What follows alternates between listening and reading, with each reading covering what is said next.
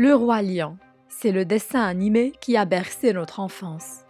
Le film est sorti le 15 juin 1994 et a rencontré un énorme succès critique et financier, devenant le film numéro 1 du box-office mondial de l'année 1994.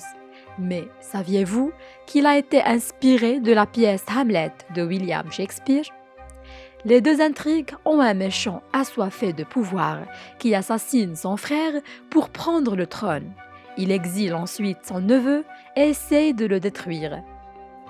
Il appartient alors au prince, en proie à des conflits intérieurs, émotifs et intellectuels, de récupérer ce qui lui est légitime.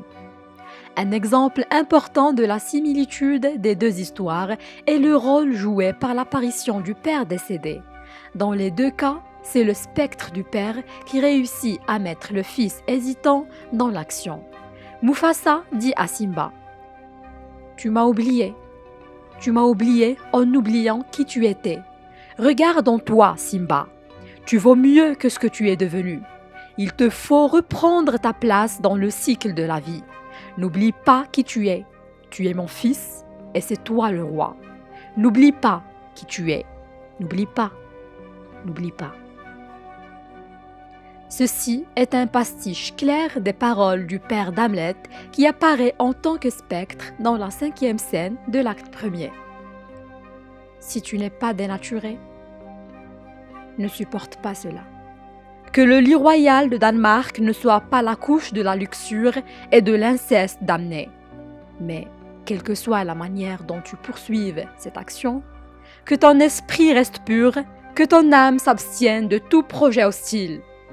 Adieu, adieu, adieu. Souviens-toi de moi. Dans une scène du Roi Lion, on voit que Scar tient un crâne avec quoi il joue. Plusieurs internautes ont fait des recherches et sorti avec une conclusion qui dit que le crâne que tenait Scar est celui de Mufasa. Alors de cela on peut constater que Scar a tué son frère et l'a dévoré, chose qui le rend perfide. Cela m'a amené à la question suivante. Les lions mangent-ils vraiment d'autres lions? Après quelques recherches, j'ai eu cette réponse. En général, les lions ne chassent et ne mangent pas d'autres lions, sauf s'ils sont dans des moments absolument désespérés. Les grands félins mangent beaucoup. En conséquence, le régime alimentaire se compose de mammifères de taille moyenne à grande. La majorité de ces mammifères sont des herbivores. Cela signifie qu'ils se nourrissent de matière végétale. Ces animaux sont riches en matières grasses, qui sont un nutriment nécessaire au régime alimentaire des lions. De l'autre côté, les lions ne mangent généralement pas d'autres animaux carnivores. Dans la nature, les prédateurs mangent rarement d'autres prédateurs, même dans le cas où ils éliminent leurs ennemis numéro 1, les hyènes. Les lions ne les mangeraient pas. En général, les lions ne mangent pas d'autres animaux carnivores, surtout pas les leurs.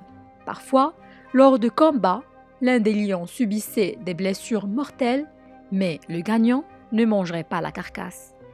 À moins qu'il ne soit confronté à la famine et qu'il ait besoin de manger quelque chose, sinon il mourrait. Alors, Scar a-t-il vraiment mangé Mufasa? On ne sait rien.